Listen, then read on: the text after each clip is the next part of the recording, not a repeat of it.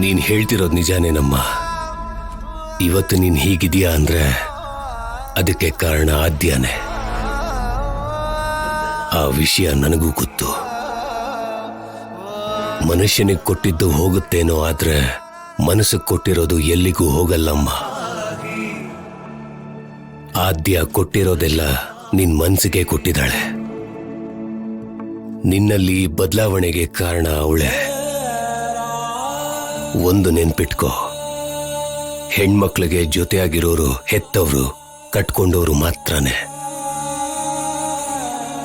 ಎಷ್ಟು ದಿನ ಇದ್ರೂ ತವ್ರ ಮನೆಯಿಂದ ಅತ್ತೆ ಮನೆಗೆ ಹೆಣ್ಮಕ್ಳಿಗೆ ಜೊತೆಯಾಗಿ ಬಂಧುಗಳು, ಒಡ ಹುಟ್ಟಿದವರು ಯಾರೂ ಬರಲ್ಲ. ಕೊನೆಗೆ ಅಪ್ಪ ಕೂಡ. ನಿನಗೆ ಜೊತೆಯಾಗಿ ಬರೋದು ನಾವು ಕಲ್ಸಿರೋ ಪದ್ಧತಿಗಳು, ನಮ್ಮ ಶಿಸ್ತು ಮಾತ್ರನೇ. ಯಾವ ಹೆಣ್ಣಾದ್ರೂ ತಾನೊಬ್ಬರಿಗೆ ಜೊತೆಯಾಗಿ ಹೋಗ್ತಾಳೆ ಹೊರತು ಅವಳಿಗೆ ಜೊತೆಯಾಗಿ ಯಾರೂ ಬರಲ್ಲ.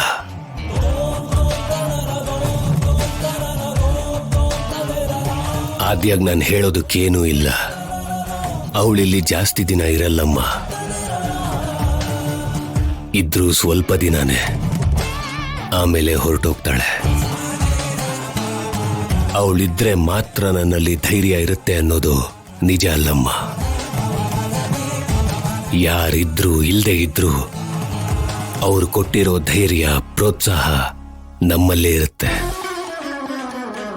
ಹೆಣ್ಮಕ್ಳು ಅಪ್ಪ ಅಮ್ಮನ ಬೆರಳು ಬಿಟ್ಟು ಗಂಡನ ಬೆರಳು ಹಿಡ್ಕೊಂಡಾಗ್ಲೇ ಹೊಸ ಜೀವನ ಶುರುವಾಗುತ್ತೆ. ಆ ಬೆರಳು ಬಿಟ್ಟು ಹೋಗೋದಿಲ್ಲ ಅಂದ್ರೆ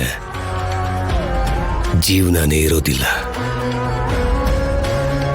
ಆದ್ಯ ನಿನಗೆ ಕೊಟ್ಟಿರೋ ಧೈರ್ಯ, ಪ್ರೋತ್ಸಾಹನ ನಿನ್ ಜೊತೆ ಇಟ್ಕೋಬೇಕು ಅಂತ ಆದ್ಯ ಕೂಡ ನಿನ್ ಜೊತೆನೇ ಇರಬೇಕು ಅಂದ್ರೆ ಹೇಗಮ್ಮ?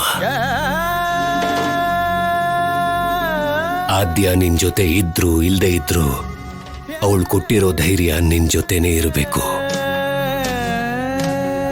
ಇರತ್ತೆ ಕೂಡ. ಬದಲಾವಣೆ ಅಂದ್ರೆ ಅದೇ ಅಲ್ವೇನಮ್ಮ? ಆದ್ರೂ ಆದ್ಯಾಗೆ ಹೋಗ್ಬೇಡ ಅಂತ ಹೇಳೋದಕ್ಕೆ ನಾನೇನಾದ್ರೂ ಹೋಗು ಅಂದಿದ್ನ? ಅವಳೇ ಈ ಮದುವೆ ಬೇಡ ಅಂದ್ಲು. ಅವಳೇ ಹೊರಟೋಗ್ತೀನಿ ಅಂತ ಅಂದ್ಲು.